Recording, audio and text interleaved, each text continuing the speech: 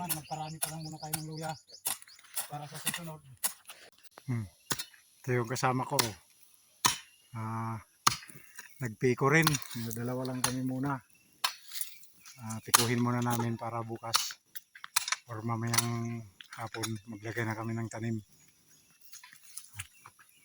Kaumpisa lang namin eh. Magtanim muna tayo ng, sabi nila, kunting luya. Oh, say hi oh. Kaway kaway darling, kaway kaway oh.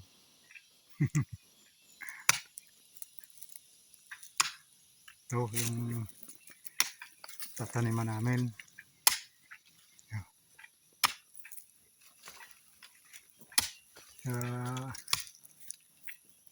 Ilang araw lang na tuyong-tuyo kagad yung lupa. Kasi mabato pa ng konti. Gagawin namin ngayon, maguhukay muna kami ng lupa.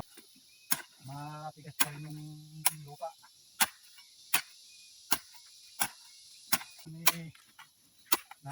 Piko-piko muna natin yung lupa para mas mabilis pag naglagay na ng binhi ng pangtanim. Dapat mo dito.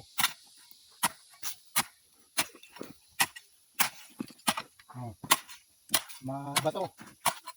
Medyo mabato siya. Kasi ang daming ugat ng damo.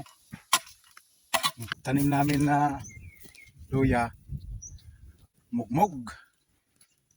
Mugmog para malawak yung pagtataniman. Naglalagay pa lang isa-isa. Mamaya tabunan ko. Ito yung patingin nga yung binhi. Yan yung nakasako.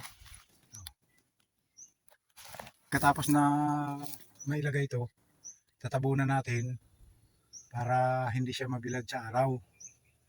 Tuyo yung lupa Kailangan ni umulan. Kahit kunti-kunti lang yung itanim natin, basta maganda yung tubo, ayos din, marami din to. Kaya kunti lang yung binhi namin, pang 3 sako lang. Kaya ang ginagawa namin, minumugmog namin para maluwang yung itanim. Pagpalawak pa lang tayo muna ng pagtaniman, magparami pa lang muna tayo ng luya para sa susunod. Saka na tayo magbinta pag marami na yung luya natin.